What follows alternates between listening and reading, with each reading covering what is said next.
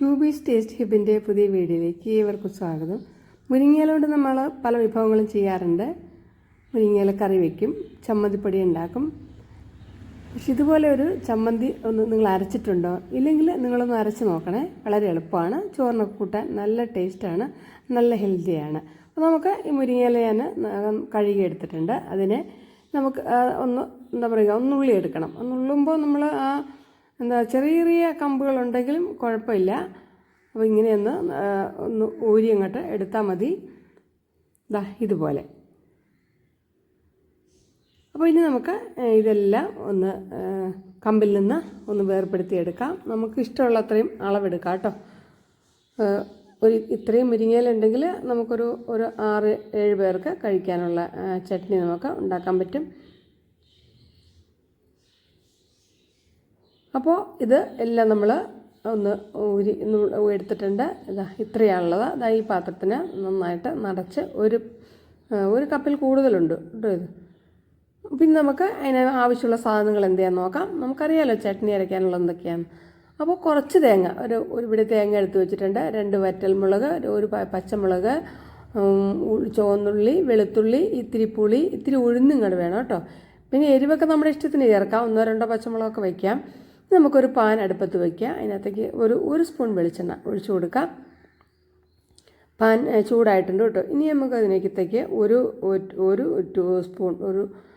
Table spoon കുറച്ചായാലും കുഴപ്പമില്ല, ഇട്ട് കൊടുക്കുന്നുണ്ട്. അപ്പോൾ ആ ഉഴുന്നൊന്ന് ജസ്റ്റ് ഒന്ന് പതുക്കെ ഒന്ന് ചൂടായി വരട്ടെ. ഒന്ന് ചെറുതായിട്ടൊന്ന് പൊട്ടി വരുമല്ലോ. അപ്പോൾ നമുക്ക് ഉഴുന്നിൻ്റെ കളറൊക്കെ നമുക്ക് മാറി വന്നിട്ടുണ്ട്. ഇനി നമുക്ക് ബാക്കിയുള്ള സാധനങ്ങൾ ഇട്ട് കൊടുക്കാം. അതായത് നമ്മുടെ ചുവന്നുള്ളിയും വെളുത്തുള്ളിയും ആദ്യം ഇട്ട് കൊടുക്കാം. വെളുത്തുള്ളിയൊക്കെ ഒരു 2 പീസേ എടുത്തിട്ടുള്ളൂ കേട്ടോ, 2 ക്ലോവ്സ്. പിന്നെ നമുക്ക് മുളക്, വറ്റൽമുളകും പച്ചമുളകും ഇട്ട് കൊടുക്കാം.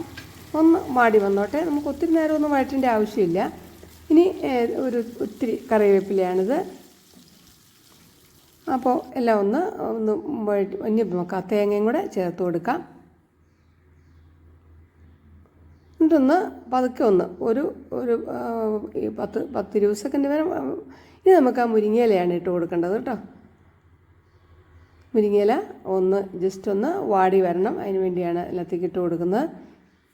പറഞ്ഞല്ലോ, നമ്മൾ ഒത്തിരി നേരം ഒന്നും വഴറ്റേണ്ട ആവശ്യമില്ല. അത് വളരെ വേഗത്തിൽ നമുക്ക് ചെയ്തെടുക്കാൻ പറ്റും, നല്ല ടേസ്റ്റുമാണ്. അപ്പം നിങ്ങൾ ഒരിക്കലെങ്കിലും ചെയ്ത് നോക്കിയിട്ട് നിങ്ങൾ അതിൻ്റെ അഭിപ്രായങ്ങൾ കമൻറ്റുകളായിട്ടൊന്ന് എഴുതണം.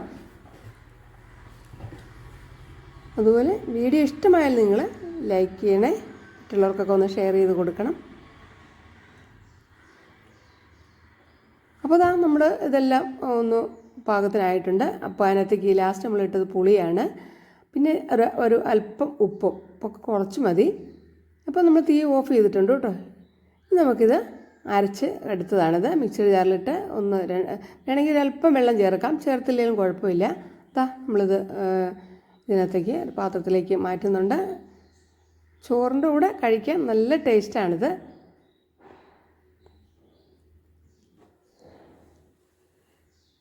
കണ്ടോ?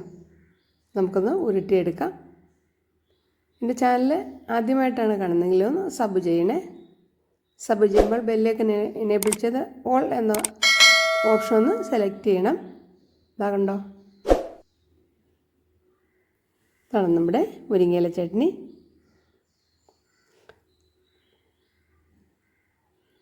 ചോറിന് മാത്രമൊന്നുമല്ല കേട്ടോ, ഇഡ്ഡലിക്കും ഒക്കെ ദോശയ്ക്കൊക്കെ ഇത് നല്ലതാണ്. അപ്പോൾ അടുത്ത നല്ലൊരു വീഡിയോ നമുക്ക് വീണ്ടും കാണുന്നവരെ.